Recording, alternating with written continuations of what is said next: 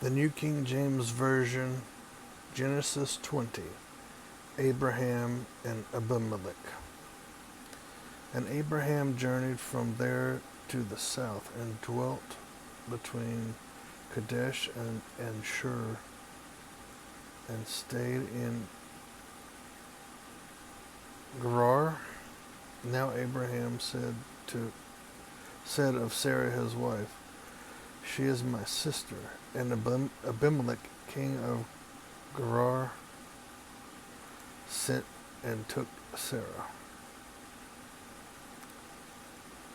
But God came to Abimelech in a dream by night and said to him, "Indeed, you are a dead man because of the woman whom you have taken, for she is a man's wife." But Abimelech had not come near her, and he said, "Lord, will you slay a righteous nation also? Did he not say to me, 'She is my sister'?" And she herself said, "He is my brother. In the integrity of my heart and innocence of my hands I have done this." And God said to him in a dream, "Yes, I know that you did this in the integrity of your heart, for I also withheld you from sinning against me. Therefore I did not let you touch her. Now therefore restore the man's wife, for he is a prophet, and he will pray for you, and you shall live. But if you do not restore her, know that you shall surely die, you and all who are yours." So Abimelech rose early in the morning, called all his servants, and told all these things in their hearing. And the men were very much afraid. And Abimelech called Abraham and said to him, "What have you done to us?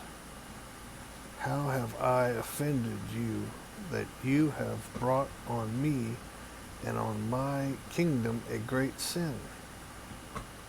You have done deeds to me that ought not to be done." Then Abimelech said to Abraham, "What did you have in view that you have done this thing?" And Abraham said, "Because I thought surely the fear of God is not in this place, and they will kill me on account of my wife. But indeed she is truly my sister. She is the daughter of my father, but not the daughter of my mother, and she became my wife. And it came to pass, when God caused me in every place, wherever we go, say of me, 'He is my brother.'"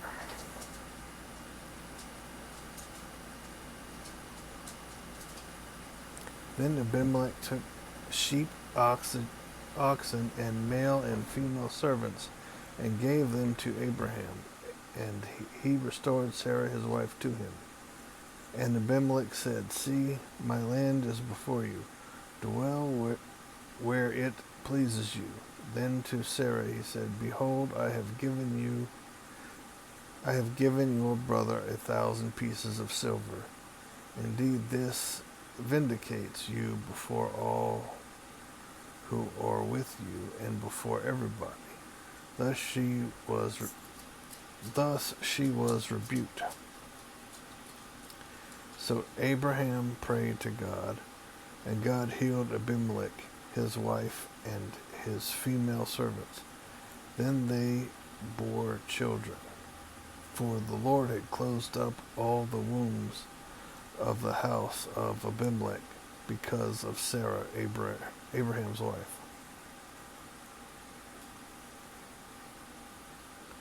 New King James Version, Genesis 21. Isaac is born. And the Lord visited Sarah as he had said, and the Lord did for Sarah as he had spoken. For Sarah conceived and bore Abraham a son in his old age, at the set time of which God had spoken to him. And Abraham called the name of his son, whom was born to him, whom Sarah bore to him, Isaac. Then Abraham circumcised his son Isaac when he was 8 days old, as God had commanded him. Now Abraham was 100 years old when his son Isaac was born to him. And Sarah said, God has made me laugh, and all who hear will laugh with me. She also said, who would have said to Abraham that Sarah would nurse children? For I have borne him a son in his old age. Hagar and Ishmael depart. So the child grew and was weaned, and Abraham made a great feast on the same day that Isaac was weaned. And Sarah saw the son of Hagar, the Egyptian, whom she had borne to Abraham, scoffing. Therefore she said to Abraham, cast out this bondwoman and her son, for the son of this bondwoman shall not be heir with my son, namely with Isaac. And the matter was very displeasing in Abraham's sight because of his son. But God said to Abraham, do not let it be displeasing in your sight because of the land or because of your bondwoman. Whatever Sarah has said to you, listen to her voice. For in Isaac your seed shall be called.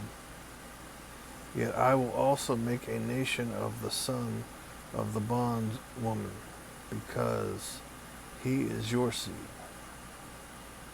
So Abraham rose early in the morning, and took bread and a skin of water, and putting it on her shoulder, he gave it and the boy to Hagar, and sent her away. Then she departed and wandered in the wilderness of Beersheba, and the water in the skin was used up, and she placed the boy under one of the shrubs. Then she went and sat down across from him at a distance of about a bowshot. For she said to herself, let me not see the death of the boy. So she sat opposite him and lifted her voice and wept. And God heard the voice of the lad. Then the angel of God called to Hagar out of heaven and said to her, what ails you, Hagar? Fear not, for God has heard the voice of the lad where he is. Arise, lift up the lad, and hold him with your hand, for I will make him a great nation. Then God opened her eyes, and she saw a well of water, and she went and filled the skin with water, and gave the lad a drink. So God was with the lad, and he grew and dwelt in the wilderness, and became an archer. He dwelt in the wilderness of Paran, and his mother took a wife for him from the land of Egypt, a covenant with Abimelech. And it came to pass that at that time that Abimelech and Pishol, the commander of his army, spoke to Abraham, saying, God is with you in all that you do. Now therefore swear to me by God that you will not deal falsely with me, with my offspring, or with my posterity, but that according to the kindness that I have done to you, you will do to me and to the land in which you have dwelt. And Abraham said, I will swear. Then Abraham rebuked Abimelech because of a well of water which Abimelech's servants had seized. And Abimelech said, I do not know who has done this thing. You did not tell me, nor had I heard of it until today. So Abraham took sheep and oxen and gave them to Abimelech, and the two of them made a covenant. And Abraham set 7 ewe lambs of the flock by themselves. Then Abimelech asked Abraham, what is the meaning of these 7 ewe lambs which you have set by themselves? And he said, you will take these 7 ewe lambs from my hand, that they may be my witness that I have dug this well. Therefore he called that place Beersheba, because the two of them swore an oath there. Thus they made a covenant at Beersheba. So Abimelech rose with Pishol, the commander of his army, and they returned to the land of the Philistines. Then Abraham planted a tamarisk tree in Beersheba, and there called on the name of the Lord, the everlasting God, and Abraham stayed in the land of the Philistines many days.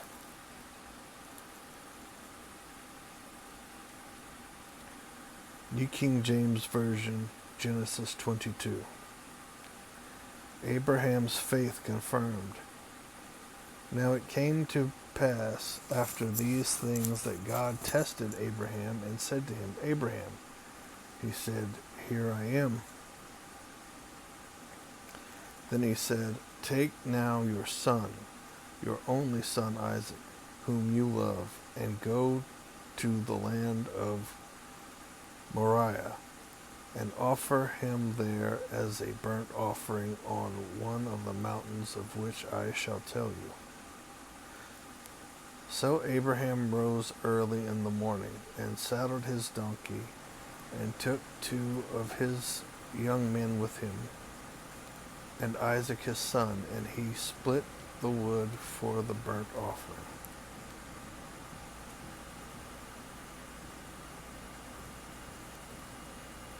And arose and went to the place of which God had told him. Then on the 3rd day, Abraham lifted his eyes and saw the place afar off. And Abraham said to his young men, Stay here with the donkey.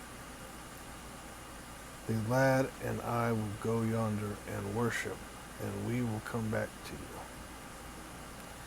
So Abraham took the wood of the burnt offering and laid it on Isaac his son, and he took the fire in his hand and a knife, and the 2 of them went together. But Isaac spoke to Abraham his father and said, My father. And he said, Here I am, my son. Then he said, Look, the fire and the wood, but where is the lamb for a burnt offering? And Abraham said, My son, God will provide for himself the lamb for a burnt offering. So the 2 of them went together. Then they came to the place of which God had told him, and Abraham built an altar there and placed the wood in order.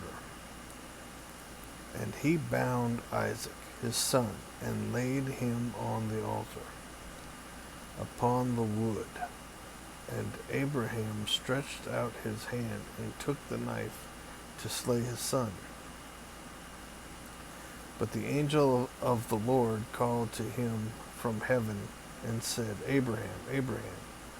So he said, Here I am. And he said, Do not lay your hand on the lad, or do anything to him, for now I know that you fear God, since you have not withheld your son, your only son, from me."